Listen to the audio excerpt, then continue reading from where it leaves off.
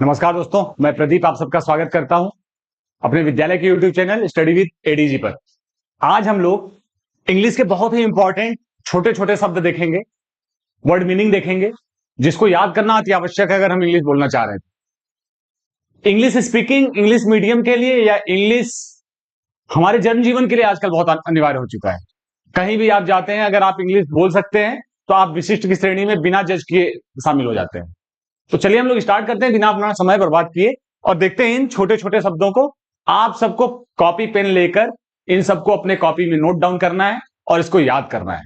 याद करने के बाद अपने पेरेंट्स को सबको सुनाएंगे आप, और जब स्कूल में आएंगे तो अपने टीचर्स को सुनाएंगे। चलिए स्टार्ट करते हैं आज का सेशन। सबसे पहले हियर, हियर का अर्थ होता है यहां, आल्सो का अर्थ होता है भी, देयर का अर्थ क्या है वहां, नाउ का अर्थ है अभी,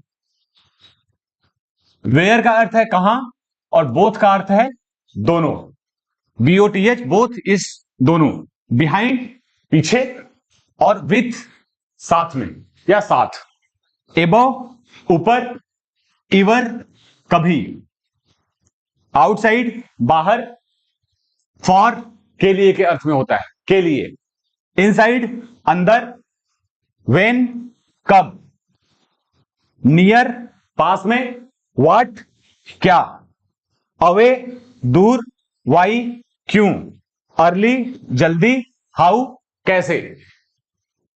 एक बार फिर से देखते हैं। हियर यहां, आल्सो का अर्थ होता है भी, बहुत ही इंपॉर्टेंट शब्द है ये, 100% सबको कंठस्थ होना चाहिए। देयर वहां, नाउ अभी, वेयर कहां, बोथ दोनों, बिहाइंड पीछे, विथ साथ या साथ में, एबव ऊपर, अर्ली या इवर कभी, आउटसाइड बाहर, फॉर के लिए, इनसाइड अंदर, व्हेन कब, नियर पास में, एंड व्हाट मीन्स क्या, अवे मीन्स दूर, वाई मीन्स क्यों, अर्ली मीन्स जल्दी, एंड हाउ मीन्स कैसे।